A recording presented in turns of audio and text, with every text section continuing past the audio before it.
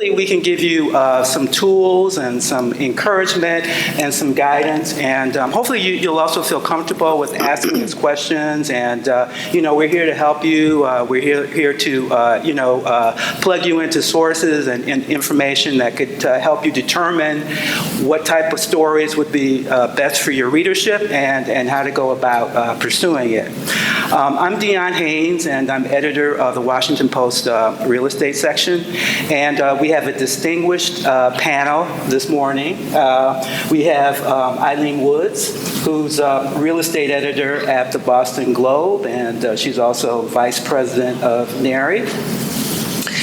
We also have Michele Lerner, who's a freelance writer for the Washington Post, Boston Globe, and the list goes on and on and on, right? Too many. Yes. And Michele is a longtime member of NAREE. And of course, here's our NAREE president, Jeff Collins, who is a real estate and housing reporter at the Orange County Register in California. So,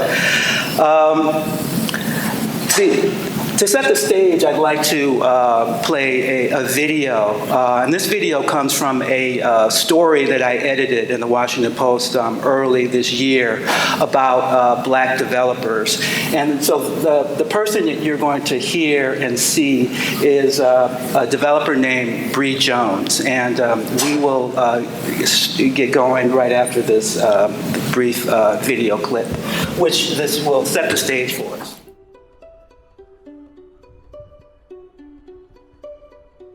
Raising capital for me was a little bit of a mixed bag.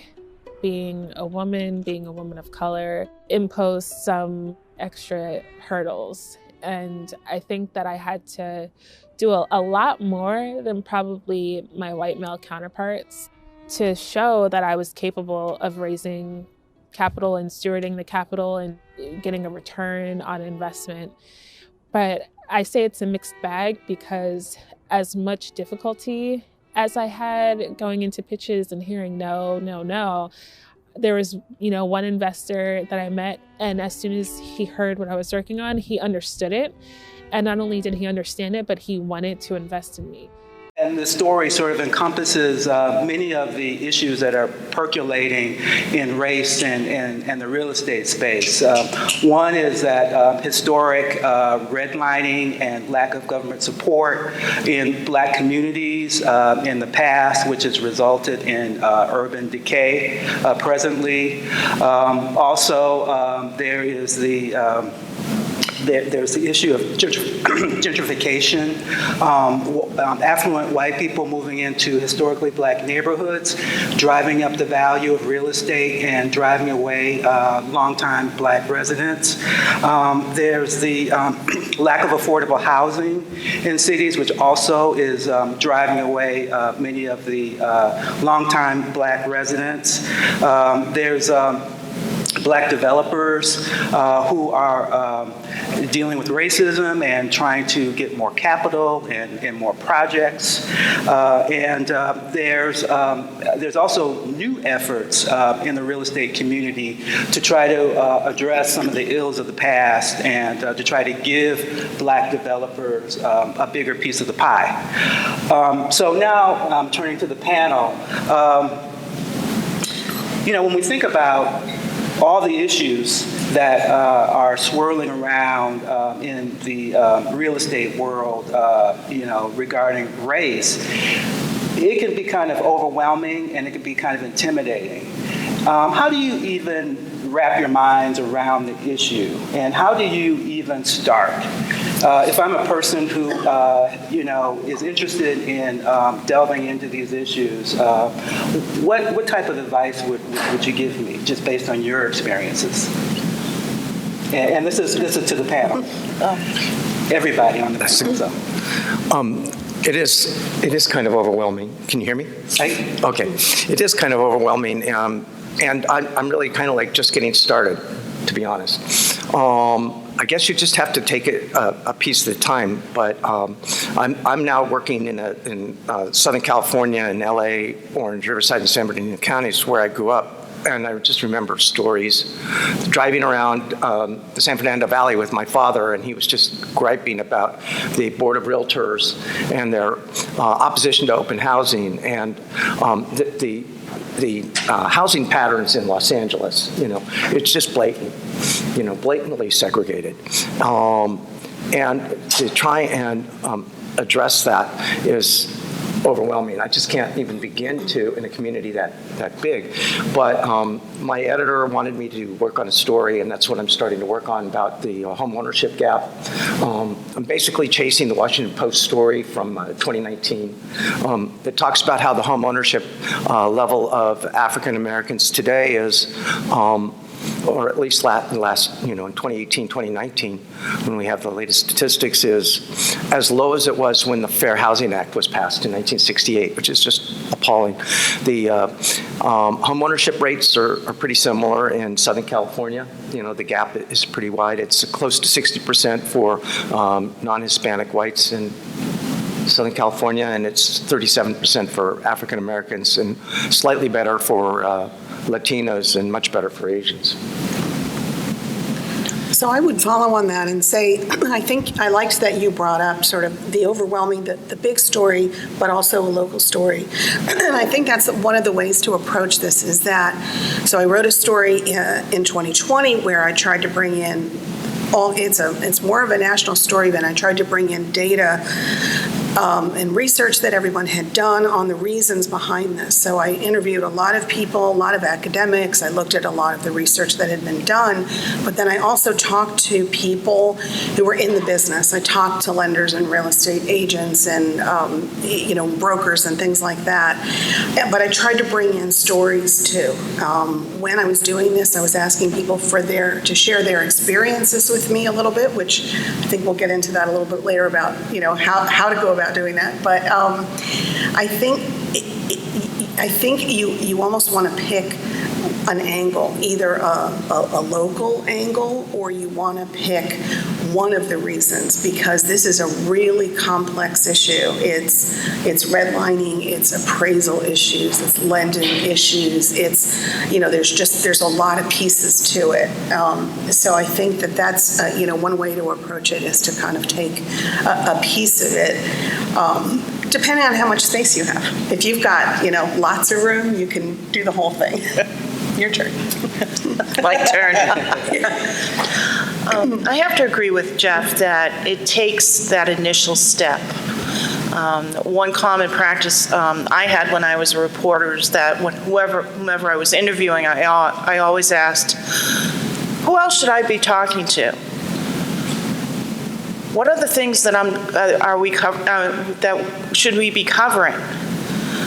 And it just starts from there. And one of the issues I think that we are facing, we obviously have a knowledge gap issue. We have a trust issue in financial institutions issue. We have credit issues and things like that. But in discrimination and all sorts of horrible things. But I think that one thing that we could focus on is the whole issue of what researchers call the exemplar. We need to give people news stories that they can identify with. Dion presented a beautiful video of somebody who was successful and people can identify with. Hey, I can do that too. I can break the barrier. I can do that too. I think it's 16% of real estate agents are people of color, and we need to do better than that. I think that having a source list, we have a Slack. We communicate through Slack, and we actually have a. Actually, if you could hold on that, because I'm going to ask about that specifically. Okay. Okay. I think the three of you really kind of brought up some really good points, and these are some very helpful, I think, areas or ways that you can kind of get into doing the stories. Jeff, you mentioned the history, redlining, and things like that. And last year you interviewed Richard Rothstein, who author of the book, The Color of Law. And that would really be a good place to start if you haven't read that book, because it really details like the whole history of redlining and covenants and how the federal government was, directly involved in segregation, creating segregated housing across America. And I think Michele mentioned data. There's data on just about everything, in business and in real estate, home ownership rates and loan rates and many other areas. So, that's another way to look into it. And, of course, just talking to people, talking to people in your area, talking to maybe real estate agents of color or developers of color, home buyers, and just to kind of find out what their experiences are. And that could often lead you to stories.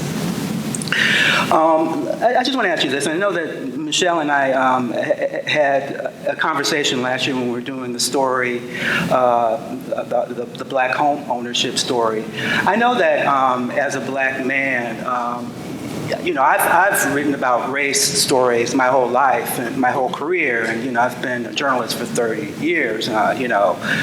Education and crime and economics and all that, and unfortunately, the rates, the data for African Americans is really bad, and it's really depressing in many areas. But still, sometimes it's difficult for me to to try to tackle some of these issues, because it's just so much frustration for me personally. But I'm just wondering, for you, as white journalists, is there any kind of a sense of hesitancy or discomfort, and how do you sort of get past that? I think there's a sense that, who am I to talk about these issues? Who am I to say, offer expertise or anything like that? But I think the key point is that you need to ask the questions. You need to be uncomfortable. You need to listen. I can't emphasize that more. You need to make that first step. Yeah, I'd agree with that. You and I talked about it a little bit last year, but I think for me, I was a little hesitant at first, but then I realized I was working with you, and that helped, because I figured you would tell me if I was, going off base or something like that. But the other thing is, for me, first of all, I approach this like any other story, where I do a lot of research and figure out who I'm going to talk to. And I made sure that I had a lot of diversity in my sources. But I also, so my interview style, I guess I would call it, is I tend to get sort of personal. Like, I like to be friendly. I'm not an investigative, hard-charging reporter. And what I like to do is have a conversation with people. And so when approaching some of these sensitive issues, I would say, do you want to share your personal experience with me? Like, for instance, with a couple of black real estate agents, or and a woman that told me her story about her family history with home ownership, things like that. And I would just ask them, and if they're not comfortable, and I would say, not comfortable, that's fine, I understand. Or if you want to share it but you don't want me to publish it, let's talk about that, and then we'll figure out if there's something I can bring. To be sensitive, I think, is the main thing. And in a sense, that's important with most stories, but it's particularly important here, and especially since I'm not black, it felt even more important to just be aware of that, and make sure that you're talking to the widest pool of people that you can. I agree. I think that I think that there's a tendency, and there's a history in the newsroom of when any stories come up involving minority community, they send the minority reporters.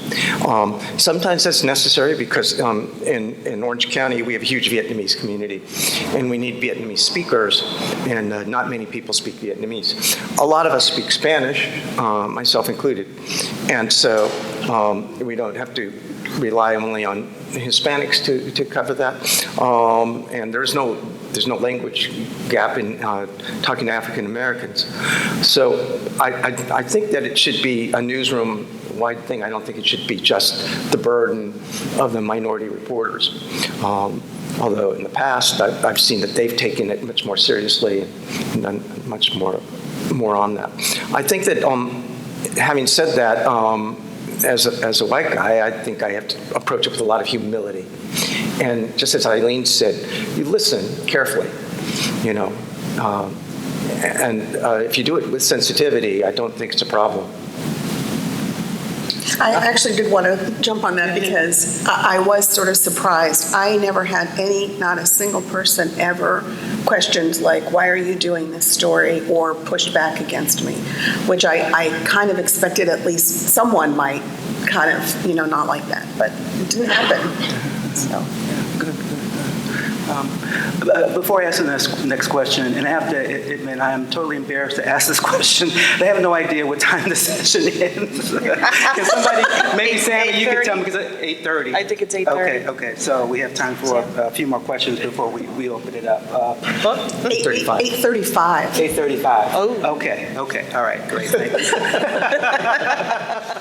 Right. You did that very sensitively. There's no question we don't ask for this. Okay, thank you. So Jeff, I want to kind of, since you brought up the sensitivity to the newsroom, I want to kind of segue into a discussion about how our newsrooms have really changed. They've really made a seismic shift in the last year and a half since the George Floyd killing. There have been, you look across the country at many of the major newspapers and many of the major media organizations, many women and people of color have been appointed to head these organizations. Every place from MSNBC to ABC to Hollywood Reporter to the Washington Post to the Houston Chronicle to the Miami Herald. Yes. There have been many changes, and also many news organizations have added a newly created position called Managing Editor of Diversity, Equity, and Inclusion, including the Washington Post. And as a result of that, there have been a lot of training sessions and just efforts to try to bring more diversity to the coverage and bring more diversity to the staff. And Eileen, I want to kind of start with you, kind of circle back to you. I know you had talked to me about an effort by your paper to sort of put in a systematic way of bringing diversity to the experts you interview and other sources. And I thought it was really interesting because it seems like it's a very comprehensive approach, and it's a way that is measurable. Can you share that with us? Sure. We do a regular accounting of all of our stories. We actually have spreadsheets in which we name who the source was, the source's race, the reporter and the reporter's race, and where the story appeared, and also the valence of the story, whether it was positive or negative, and the valence for the source. And it's very enlightening when you see just hard numbers, qualitative data of how you are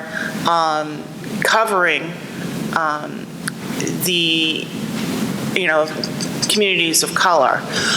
So I think that's been very enlightening. We also have a Slack channel devoted to just offering lists of people of color who are experts in certain topics.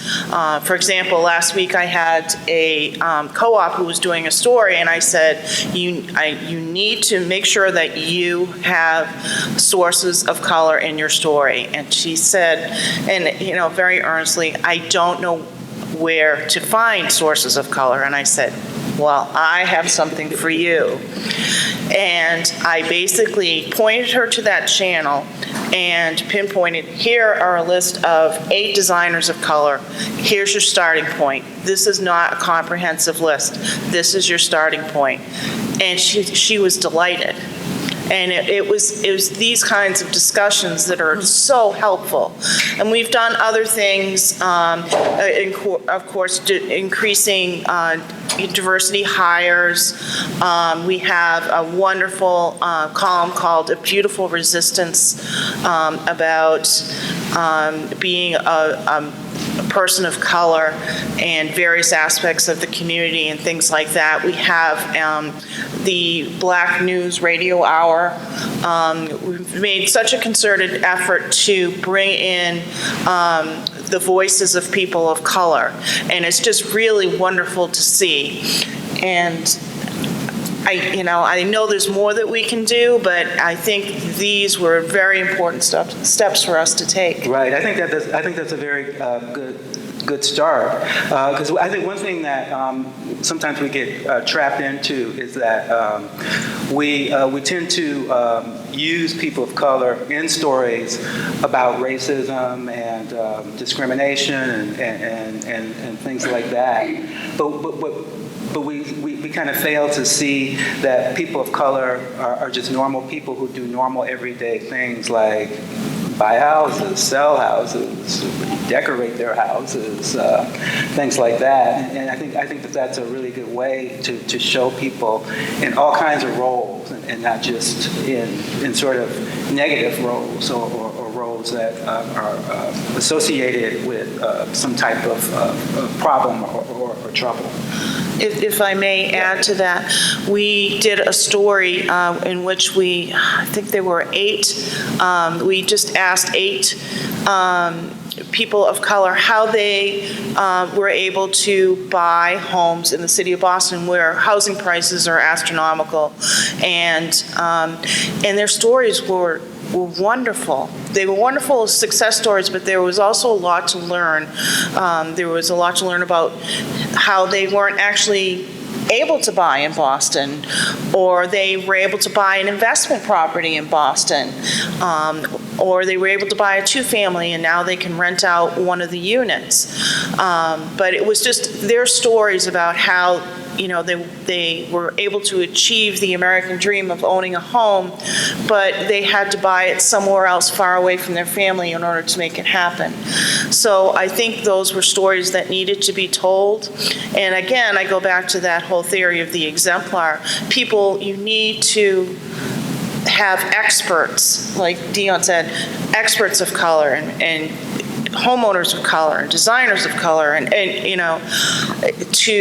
for people of color to identify with. And I think it's important that their stories be told. Right. And their expertise be heard. Right. Jeff, I want to turn to you. I know that your news organization, the Southern California News Group, has been doing a lot of things just in terms of training, bringing people in for sessions on diversity. Can you kind of tell us what that has involved and what you've gotten out of it, and maybe what some of your colleagues have gotten out of it? Sure. Well, the Southern California News Group is a group of 11 daily newspapers in the 4-county region surrounding LA.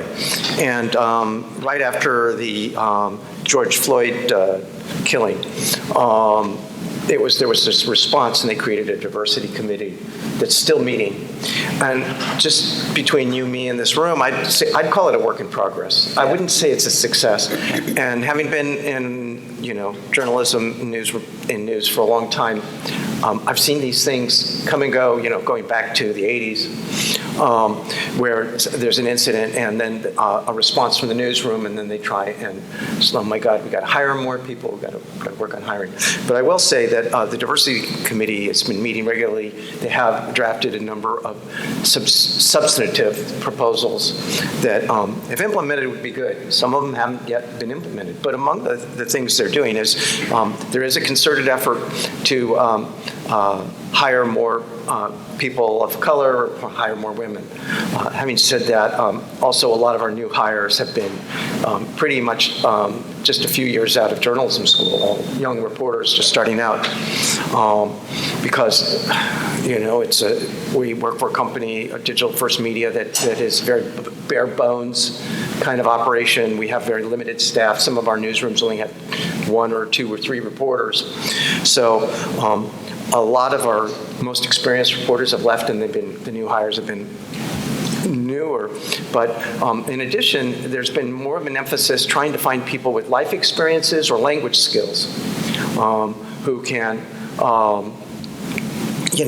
bring other resources to the table besides just having an Ivy League college degree.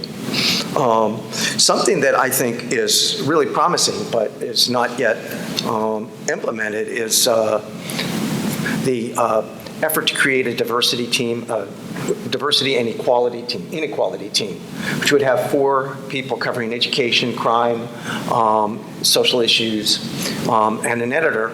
And I worry, of course, my experience in the past is when they have special teams like this, somebody will say, oh, can you just do this Teacher of the Year story? And they said, no, that's not going to happen. But the team hasn't yet been set up, and the reporters haven't yet been hired. So we have had 3 experts come in and speak about issues and covering minorities, covering people of color, et cetera. And these are recorded and on our intranet. You can go back and review them. The idea was to give the newsroom, Eileen mentioned earlier, where do you find sources of, sources from the minority community. And these are people who can help with that we could reach out to. So those are some of the things that we're doing, and hopefully this time some of them will stick. I hear you. So I have a comment on the sources, if that's okay to jump in with that, because I'm not in a newsroom, so I can't speak to any of that. But I'm in several Facebook groups of writers of different. Around different topics, especially financial matters. And several of them started sharing sources of people of color, and especially women of color. And I thought that was helpful. And then somebody started a Twitter feed where they put personal financial advisors who were all people of color. And it was like, the list went on and on and on all over the country. And it was like, this is an amazing resource, because it does, you do tend to go back to kind of the same ones, and it can be harder to find. So I would recommend, doing some searches on Twitter and LinkedIn and things like that. But also, if you're looking, since we're all real estate writers here, for real estate agents, maybe you guys all know this, but the National Association of Real Estate Brokers is a historically black organization of black real estate agents and brokers, and they have great resources all over the country if you're looking for agents of color. But then they also have the connections, of course, to lenders and designers and builders and things like that. Okay, great, thanks. So in the time that we have left, I'd like to talk about a little bit about maybe story ideas, or maybe stories that we have worked on, that we've published already, and sort of what you're looking, to do in 2022. Now, you don't have to divulge your specific idea, if you're afraid that somebody's going to steal the idea. But if you want to talk broadly about, general topic areas, that would be fine. So I do have just a couple of stories here that Eileen Michele have written, and stories that I've edited at the Post. This is a story about appraisals and how black homeowners are often lowballed. And this is a story that Michele was talking about last year about the disparity in the home ownership rate between black home buyers and white home buyers. And this is a story about how many banks are reaching out to black home buyers with specific programs in order to help them to become homeowners. And this is a story that I didn't edit. This is a story that our columnist, Michele Singletary, wrote. But I did give her some sources. And she's talking about her own personal experience. She lives in Michele Singletary is a financial columnist at the Washington Post. And she's African American, and she wrote about her own experience living in a community that is predominantly black, and she compared her home values to home values in a neighboring county that is majority white. And as you can see from the graphic, this is the home values on the left are in her community, and the home values on the right are the home values in the neighboring community. And it could be houses that are very, very similar. And this is the black developer story that where the video came from. Oops. Okay, so here's Eileen. Do you want to describe this story? I asked Hiawatha Bray to write a story about, after discovering that only, as I said, 16% of real estate agents are people of color, I asked Hiawatha Bray, who's actually a tech columnist for The Globe and a person of color, to go out and talk to realtors. And I was hoping that he would really have a great conversation, as Michele was talking about their experiences, and it was enlightening to see that this one realtor in particular is very experienced, very knowledgeable, and yet he would go into neighborhoods and neighbors would, think that he was trying to rob the place. And it was just, or they would, buyers would treat him poorly, and it was very frustrating and very, it just made me feel very angry. But it was a story that, that needed to be told. This is another of your stories. So, talking about the home ownership gap, Jim Morrison, who's also a freelancer for me, like Michele is, we were talking about the home ownership gap being just about as wide as it was when the Fair Housing Act was put in place in 1968, and we're talking 30 percentage points lower than white home ownership. For Hispanic households, it's 25 percentage points, and for the Asian population, it's 13 percentage points. I'd like to delve into a little bit about what I was talking about this morning. I'm actually in graduate school, and one of the things that we talk about for strategic communications is that marketing mantra, which is regarding the audience. You need to go where they're at.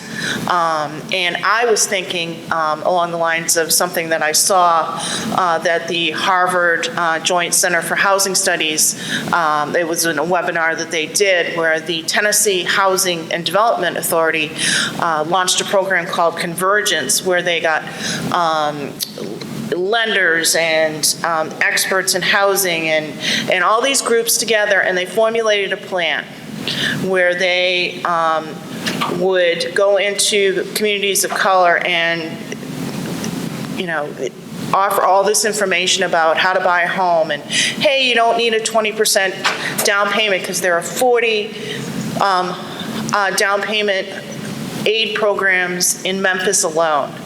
And I was thinking, remembering that when my kids were in high school, the regional high school had a week called 21st Century Learning, and they offered dozens and dozens of classes. How to do your laundry, how to change a tire, how to write a resume, things like that. And I thought, wouldn't it be great to go into a high school with experts of color on housing to talk about what it is to rent, what it takes to buy a home, what it means, for your income down the line when you've built equity in a home opposed to renting, and things like that. And I thought it's a great way for audience engagement, but it's also a way to bridge that knowledge gap between those in the know and those not. And I thought, what a wonderful way to get that knowledge to the people who need it, and to, again, the exemplar show that you can work in this field, you can buy a home. I just think it would be a wonderful thing to do. Interesting. Questions? Beth? So there's a lot of mistrust in the industry, and it's mistrust of what people call mainstream journalism. And it's kind of been fed over the past few years. Do you think that holds back some people of color from kind of participating, that there's a certain embedded mistrust? I don't think that's something that's particularly related to race.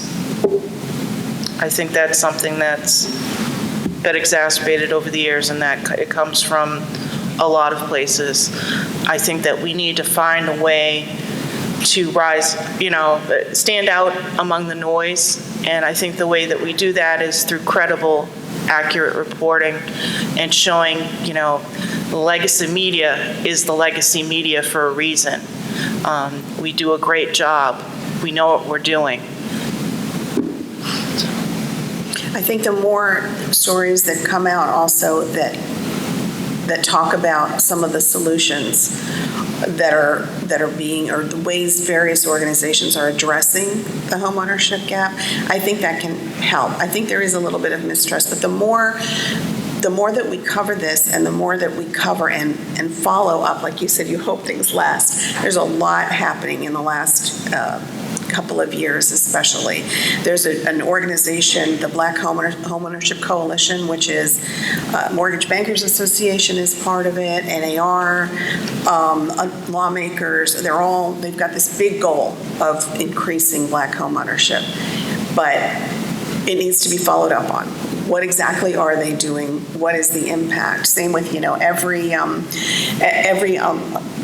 get you in 1 second, or Dion one, but like all the major lenders are putting out programs, increasing down payment assistance and all of that. And I think as reporters, the more that we cover that, the more that, and see the actual impact, the better.